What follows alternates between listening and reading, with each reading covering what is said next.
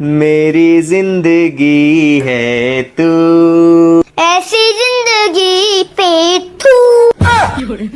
Control Majnu. मांग में तेरी तारे भर दूं, तेरे बापू को कर्ज में कर दूं।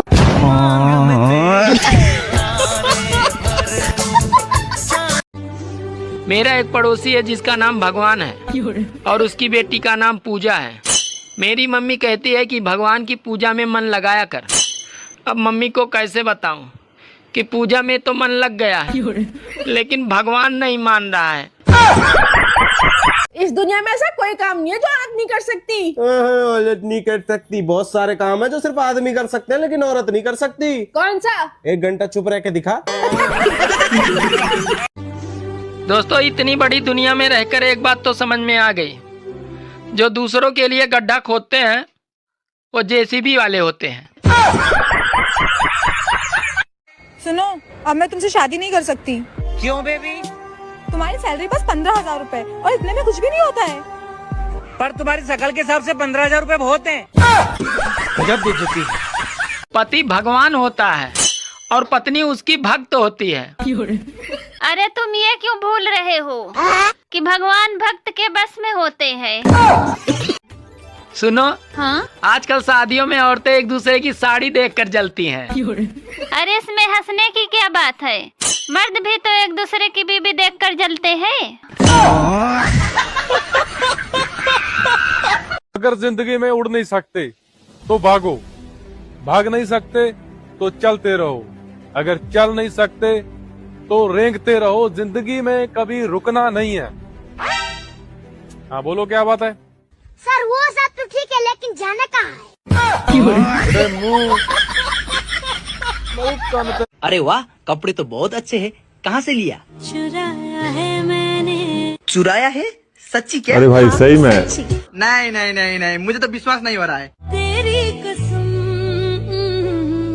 ये गाना एकदम फिट बैठा है भाई इसमें तो। ऐसे कपड़े मिलते कहाँ पे है? मुझे भी 1-2 चुराने हैं। कैसे बताऊं? कैसे? क्या मुझे बताओ। आ जाना तुम मेरे पास। अगर मैं तुम्हारे पास आऊंगा तो क्या तुम मुझे वो कपड़े दोगी? दूंगी। तो फिर मैं जरूर आऊंगा। अरे भाई सुनो, ये लव मैरिज ठीक होता है या अरेंज मैरिज? अरे करेला चाहे उबाल के बनाओ या तल के बनाओ, रहेगा साला कड़वा ही।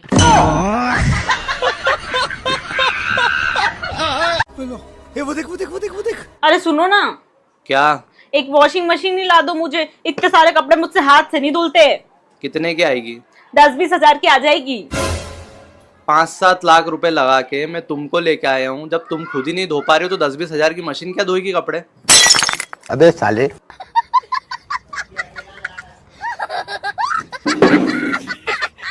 पत्नियां कई प्रकार की होती हैं। पहली वो जो घर का काम धंधा छोड़ करके टीवी में घुसी रहती है, उसे बीवी कहते हैं। दूसरी वो जो अपने पति को बिना गम के रहने ही नहीं देती, उसे बेगम कहते हैं। तीसरी वो जो अपने पति के भाग्य में 24 घंटे बाण चलाए, उसे भाग्यवान कहते हैं। वाह। चौथी वो जो अपने पति पे 24 घंटे नजर रखती है, आधे अंग की तरह, उसे अर्धांगिनी कहते हैं। और पांचवी वो जो अपने पति के मति को कुमति में बदल दे, उसे श्रीमती कहते हैं। हेलो। हाँ। अरे तू व्हाट्सएप पे हूँ? नहीं, हम घरे अइला। अरे हमार मतलब तू व्हाट्सएप यूज करेलू? नहीं, हम फेयर लवली यूज करीला।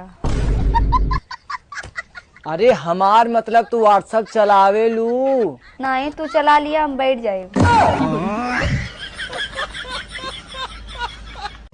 सुनो, हाँ? जो चोरी करता है वो बाद में बहुत पछताता है। और जो तुमने शादी से पहले मेरा दिल चुराया था, उसका क्या? अरे वही तो कह रहा हूँ कि जो चोरी करता है वो बाद में बहुत पछताता है। बात कुछ समझ न आए, साला बीवी भी गजब की चीज है।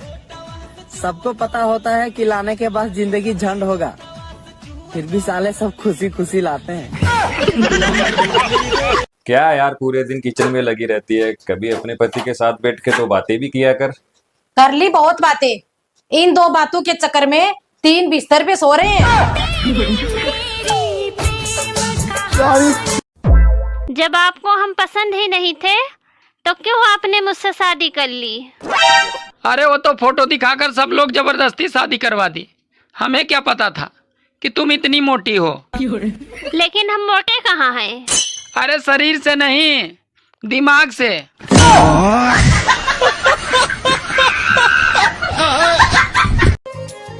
सुनो, हाँ? तुम्हें पता है दुनिया का कोई भी डॉक्टर उन टांगों को ठीक नहीं कर सकता।